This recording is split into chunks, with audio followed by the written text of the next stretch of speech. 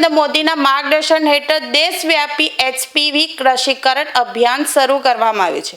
14 થી 15 વર્ષની કિશોરીઓને ગર્ભાશયના મુખના કેન્સરથી સુરક્ષા મળે તે માટે આ રસી અત્યંત મહત્વપૂર્ણ માનવામાં આવે છે। અભિયાન અંતર્ગત પાત્રતા મુજબ જે કિશોરીઓએ 14મો જન્મદિવસ ઉજવ્યો હોય અને રસીકરણના પ્રારંભથી 90 દિવસની અંદર 15 વર્ષ પૂર્ણ કરતી હોય તે કિશોરીઓને રસી આપવામાં આવી રહી છે। આ સંદર્ભે અડાજણ અર્બન હેલ્થ સેન્ટર ખાતે ચાલી રહેલા એચપીવી રસીકરણ કામગીરીની મેયર દક્ષેશભાઈ માવાણી દ્વારા સ્થાનિક કોર્પોરેટર્સો સાથે મુલાકાત લઈને સમીક્ષા કરવામાં આવી। આરોગ્ય કર્મચારીઓ દ્વારા કરવામાં આવતી કામગીરી અંગે માહિતી મેળવી અને વધુમાં વધુ પાત્ર કિશોરીઓ આ અભિયાનનો લાભ લે તે માટે માર્ગદર્શન આપવામાં આવ્યું હતું।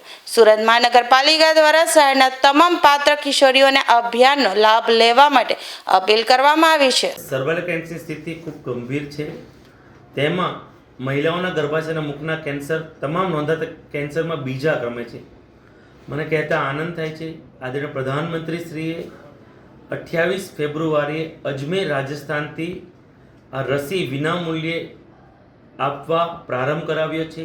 તેના અંતર્ગત ગુજરાતના યશસ્વી મુખ્યમંત્રી શ્રી ભૂપેન્દ્રભાઈ પટેલે રાજ્યવ્યાપી આ રસી મુકાવવાનો પ્રારંભ કરાવ્યો છે।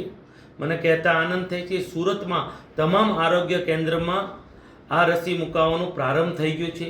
હું તમામ બાળકીઓ જેમનો 14 વર્ષ પૂર્ણ થઈ ગયા હોય અને 90 દિવસમાં 15 વર્ષ પૂર્ણ થતા હોય તેવા તમામ વિદ્યાર્થીઓનો બાળકીઓને હું તમામ સુરતીઓને અપીલ કરું છું કે આ વેક્સિન મુકાવો અને 40 વર્ષ પછી જે મહિલાઓમાં સર્વાઇકલ કેન્સર થાય છે તે 99% નહિવત થશે।